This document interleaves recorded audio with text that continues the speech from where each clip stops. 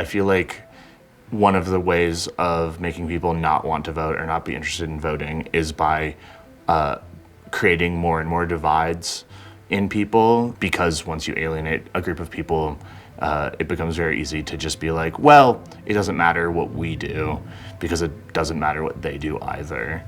So it's hard as we continue to have a two-party system where often the options that are in front of you feel like bad and worse, and maybe no one that is out there putting themselves in our system feels like it really represents your values or your interest or your community. It's hard to want to engage in that work. I definitely feel disheartened sometimes voting, and sometimes makes me think well, what does my vote matter? Older generations always put down and poo-poo younger generations, and so it's always been a thing. It's gotten significantly worse the last 20 years or so.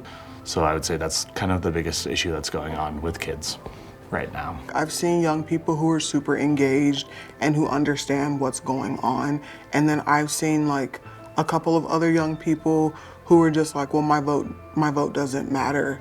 And it's kind of disheartening. It's well, why do you believe that your vote doesn't matter? And I think what we've lost is how to talk to each other. Since 2016, since the pandemic, we don't know how to talk to each other again. We don't know how to engage in conversations and just learn to see people from different perspectives and ideas. One thing that I've definitely had some conversations about is people not knowing what they can do. But I think maybe even one, going a step back from that is getting involved in community in the first place and finding people to rally with, rally for. And I think in that's where our discussions happen, and that's where we find and put into words the issues that we're having, the problems that we're having.